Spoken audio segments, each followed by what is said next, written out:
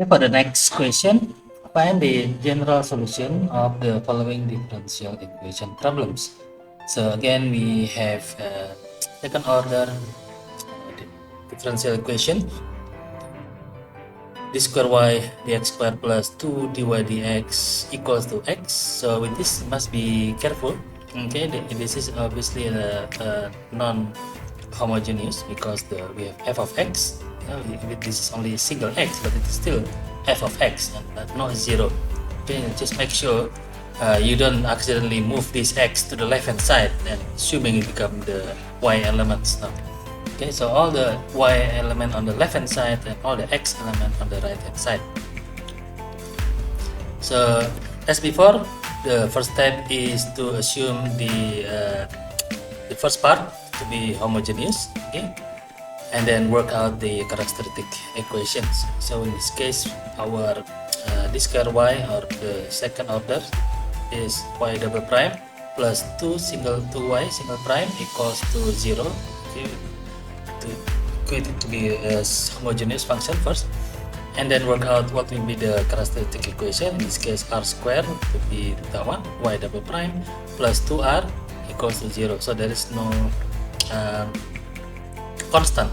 So from here we can work out the value of r is either 0 and negative 2. Yes, so we have two distinct roots, 0 and negative 2. And from here we have the first case here, the general solution for that particular function or equation is a times e to the power of m1x root 1x plus b times e to the power of m2x. Okay, and that's why for r equals to 0 or m equals to 0. Okay, so in this case 0 we can make 1, yeah, e to the power of here. Oops, sorry. Originally there was an e to the power of 0x. Okay, so 0x is 0, e to the power of 0 is 1. So we only have c1, okay, plus c2 or coefficient 2 times e to the power of negative 2. So we have two roots, okay, 0, we have two roots, one is being 0 and the other one is being negative 2. Once we have the homogeneous solution or the complementary solution, complementary function, the next part is to work out the yp, okay, based on the type of x, the type of in this case we're still dealing with a polynomial function. Okay? I have not gone through the exponential problem f of x. So because the non-homogeneous part is only x, so the most likely solution is the same thing, so equals to ax plus b. Okay, so we can start with r equals to 0. So x r, if you remember, okay, times ax plus b, and using r equals to 0, this give us 1. Okay, so leaving only ax plus b. Okay, that's why here the first yp, okay, is ax plus b, starting from r equals to 0. R equals to 0, and just like before, we check whether or not there is correspondence with yc or our y homogeneous. And just highlight the yc parts. Put them here. It's fine. Okay, yc equals to c1 plus c2 times e to the power of negative 2x, and this is important to note. Okay, highlights to make sure that don't accidentally make a mistake. Check for any correspondence between our yp and our yc. So you can write down our yp again here to be only ax plus b for the first case. Okay, as you can see here, b is corresponding, or b is basically a constant, and then it is equivalent with another constant, it's c. So in this case, using r equals to 0 is no good. So we need to go through. Therefore, at r equals to 0, there is a corresponding, okay, there is a corresponding yc. value terms. Value terms. So we have to going up, okay, one more increments by starting with r equals to 1. So in this case, our yp will become xr times ax plus b. Now will become using r equals to 1, so r equals to simply x only.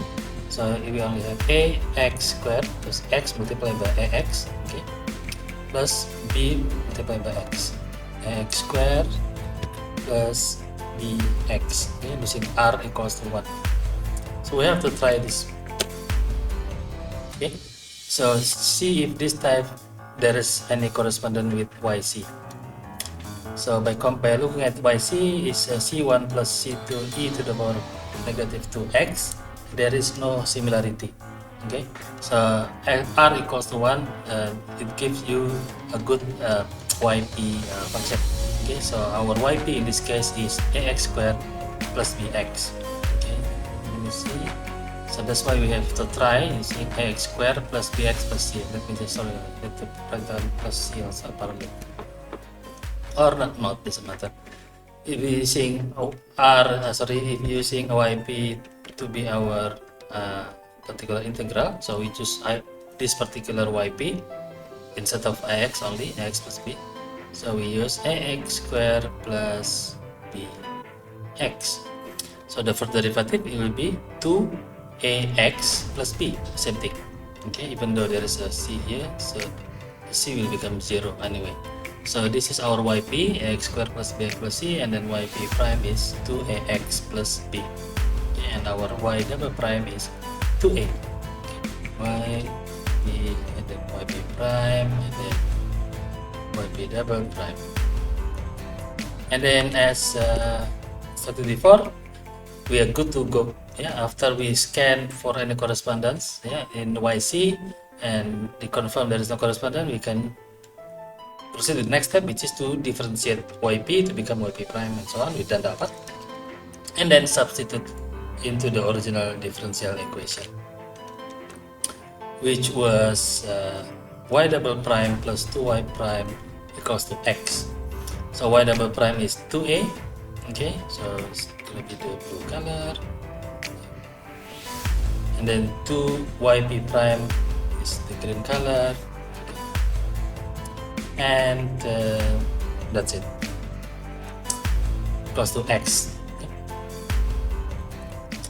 So now we equate the coefficient, as we can see in here for x. Okay, we have 4a equals to 1, so we have the value of a equals to 1/4. And then for the constant part, we have 2a and 2b. 2a plus 2b equals to 0. And we can work out, substitute a equals to 1/4, we get the value of b to be negative 1/4.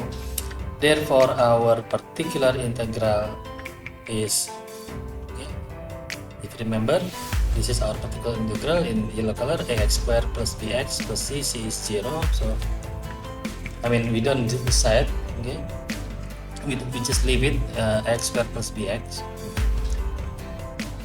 and a is 1/4 and b is negative 1/4. So that's our yp. So the general solution will be the combination of yc plus, oops, general solution y is the combination of yc plus yp. Okay, yc is in here, and this is our yp, or as written here, c1 plus c2 e to the power of negative 2x plus 1/4x squared minus 1/4x. And we are not given any initial conditions, so we are good to be with the general solution only.